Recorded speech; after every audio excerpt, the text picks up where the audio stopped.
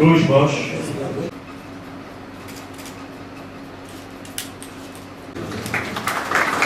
دموکراتیکم. زانیگه افرینه وقتی یکمی زانیگه سال 2012 همدا هات آوا کردن که آزاد و دموکراتیک بریا پرورده تی آوا کردن. جبو کنفرانس که درباره کنخبات زانیگه هن روجاوادا خود دمه که ندور دا لدار کبه. کنخبات همه سربنگه سه مجاران لدار کبه. مجاره یکمی در آلی پرادیک بدا زانیگه یا دویمی زانیگه در آلی رهبری زانستی و دارایی دا خسر و دموکراتیک یه سیمین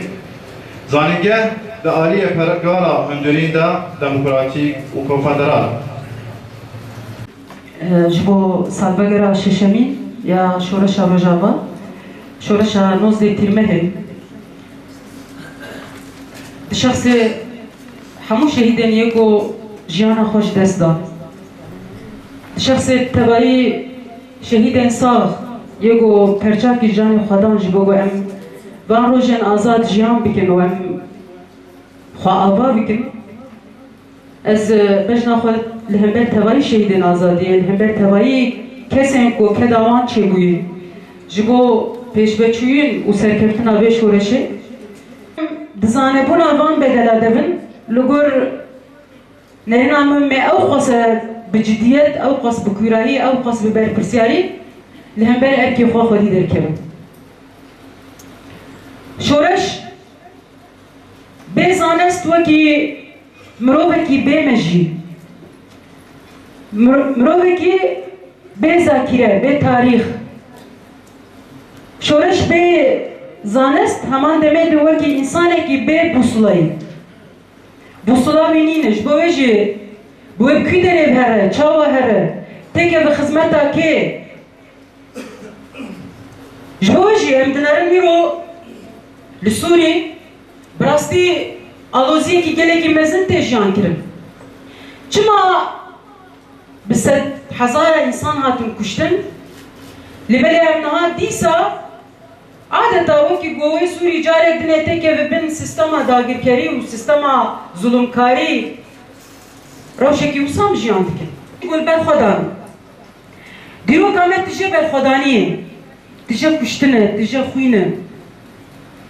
دیرو کامت تیجه فداکاریه و تیجه اعدامن اما تیجه دیرو کامت که معوشی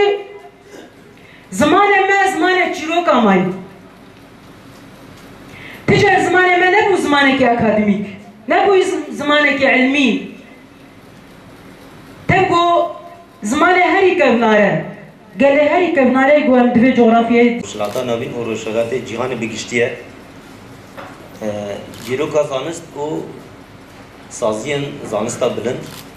و بنگه وان در روشلاتا نوین در محول دا کو هم دیگولینک سر بکن و اینا پیشکش بکن جواکین کو رونشوانی دوان دا چه بو او سازی برفره بو او دی یکم سازی پرورده بلند گل کس دوان جواکا دا خواهیفاده کرن و که همون مجارن دیروکی زانیاری ما درباره به مجاری دا جی بقاسی دستکفتن آرکولوژیک یکو حاطن دیتن و فام کرن زانیاری مهنه لو ربوان